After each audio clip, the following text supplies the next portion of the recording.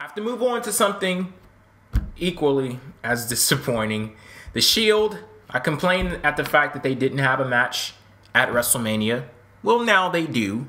And they will be facing Kane and the New Age Outlaws. Yeah. Really? Manny. Do we have to? Yes. Man. I would rather have the career AIDS match.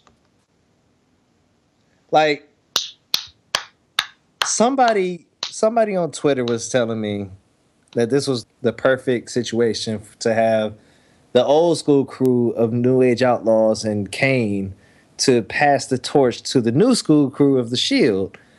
And while it might make sense on the surface, the problem is it's 2014. This ain't 2000. They don't have a fucking torch to pass. This is, oh man, this is almost as irrelevant as the what the fuck happened in my career match. Why? I have a headache. Why is this match happening? Am I asking this too much about like a lot of these matches that's on the card right now? Like, this fundamentally makes no sense to have this match. Like, and I think it's because of Kane. Like, everything that Kane has done in the past 3 weeks, it feels so forced. It's like this came straight out of the blue. They didn't really have any legitimate build-up or anything organic going for them in terms of build-up heading into this. So why the hell are we just giving them something to do? Is that all this is? You sound very excited about this match.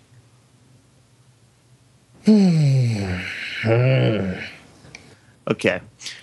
So while I'm not happy with where the Shield is right now, I am content. And here's why. The face turn has worked. To leave the U.S. title out of this is not going to be my U.S. title rant for the day. The face turn has worked. They're running through destroying the roster. And I think that if you take a long-term view at this could be the start of a Shield versus the Authority feud. You can move down the line there. They had an exchange with Triple H on this past Raw, which I thought was good in the backstage area that could plant the seeds for something down the line. I want this group to stay together. I feel like they have more to accomplish. Breaking them up and putting it on this show, I think the WWE looks at that and they say, we're going to sell a show off that. Why would we make that the 5th most important match on the show? I feel like they look at the Shield Triple Threat as a match that they're going to sell a show on.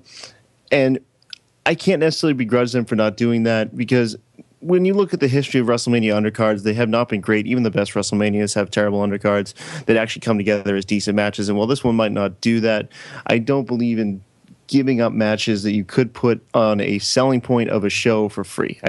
You're not selling the show off the Shield Triple Threat. You're just not. I think they know that. I think if they're ever going to do that match, it's going to be down the line. I think there's more for the Shield to accomplish, and I think they planted some seeds with that on Monday. So I'm actually willing to wait on the Shield. And while this is not a worthy WrestleMania match of the Shield, I feel like you could go somewhere with this.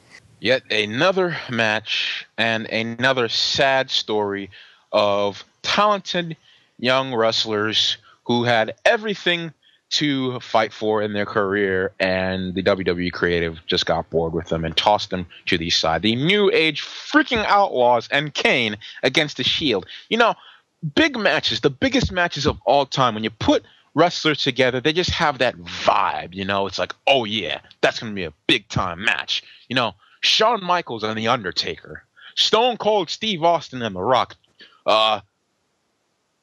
I was about to say that other guy and John Cena. But those two names together, those are like big-time matches. And then you have the Shield versus the New Age Outlaws and Kane. Why? Like you're really trying to tell me that having a breakup at the biggest show of the year and having them all fight together, these guys were like the most important thing, or at least the second most important thing going on Monday Night Raw for about a year and a half, and you're trying to tell me that this was a better option than that match? No. N-word, please. I mean, come on, man. This is one of the reasons why you know, I'm not even going to waste my breath on this. Next person. Screw this match. Screw the feud. Screw the creative. No.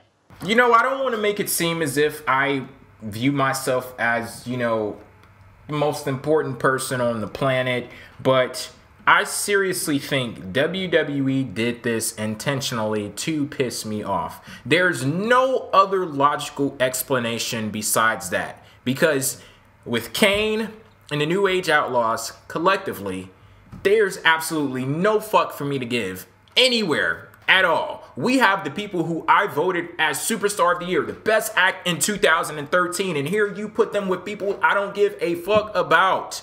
The scrape in the bottom of the barrel, that's what's happening here. Like, at least with Randy Orton and Batista, shit, I don't give a fuck about them either, but hey, they have fucking titles. Like, they have shit going on there. What do they have going on with Kane and the New Age Outlaws? The answer to that question, absolutely nothing. And the fact that the Shield, they've done such amazing things in WWE time after time. They've made moments, they've made nights, they've made shows. And here we get to the biggest show of the fucking year and you give them scraps. I knew that as the time was winding down and the Shield, they were directionless on TV, and then they didn't have a match booked for WrestleMania, they were going to end up with some strung together bullshit. And that's exactly what this match is, some strung together bullshit. This is like when you go to a party and you show up late and all of the good shit is gone and you just have like the scraps left over. Like you go over to the fruit bowl and it's all like the pears and shit. That's what's left. You have the fucking strawberries are gone, the grapes are gone, all of the good stuff is gone. It's just the bullshit that's left. It's like when you go to a dinner and they're serving lasagna and all they have left for you is the shit that is like on the edge of the pan, the stuff that's all burnt up. You know, because it cooks faster than the rest of the stuff. That's what the Shield has. Burnt up ass lasagna. That's what they have at WrestleMania. And I'm utterly disappointed with this match being booked. I really am. I really am. Because I look at all of the great things that the Shield could have possibly done at WrestleMania. All of the things that they've been involved with. And the fact that you had to scrape the bottom of the barrel and throw them chum. Are you fucking serious? Really? The biggest show of the year and this is the best you could do? See, there was better, but I still am a strong advocate that the triple threat is not the best. I wasn't saying it was the best, but it sure is better than this shit. You see, but I don't want them to just give that match away like, oh, we don't get anything. Like, even that match I don't want to see is we don't get anything else to do, so we'll break up the Shield and then we'll throw them on as an irrelevant undercard match in WrestleMania. Like, I want to see that match be legit, and it's not legit in WrestleMania. Look at the Shield and the Wyatts. They use that to sell a pay-per-view.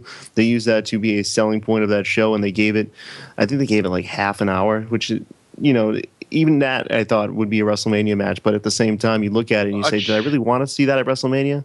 A triple threat can only be so long, man. I mean, it wouldn't make sense for it to be like 25 minutes. I mean, even John Cena, Triple H, and Randy Orton, that was like, what, 12, 13 minutes? Did its thing. I love that match. But see, the problem with not having this triple threat is it renders the past couple months utterly irrelevant. Like, if we were heading into WrestleMania with the intention of having this Kane and New Age Outlaws match with the Shield, then what was the point of having the angles where Seth Rollins will walk out and where Dean Ambrose was disappearing and Roman Reigns was left to fend for himself, and then we had the cracks in the Shield and all that shit? You see, I'm not going to defend that either. I just don't think they should have done the triple threat match. I want the triple threat match to be the second biggest match in the show. Even if it's 10 minutes, if it's a selling point of the show and it looks like a big deal. That's not going to happen, no matter what. Shit, at this show, it would have been the second biggest match. In the fans' eyes, yeah, but the WWE was not going to book them. But there's the thing.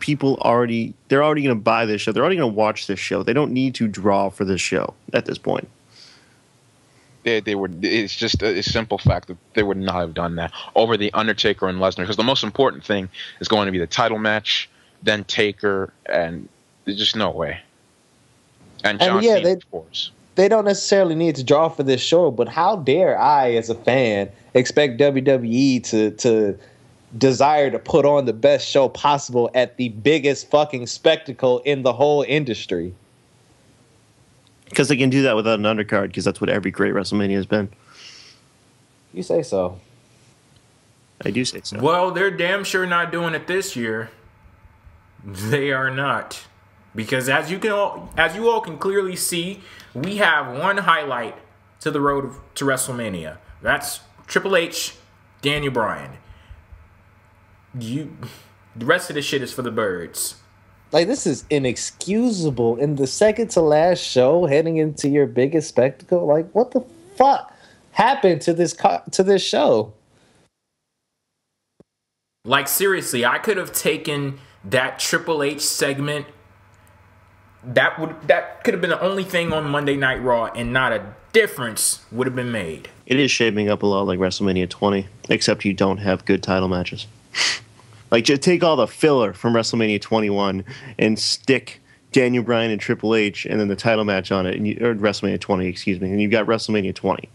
Just get rid of the title matches, put Daniel Bryan, Triple H, and Eddie and Kurt's spot, and then the triple threat main event that will happen. And you basically got yourself a show on the level of WrestleMania 20. WrestleMania 20 didn't have a main event. WWE Network doesn't tell me about it.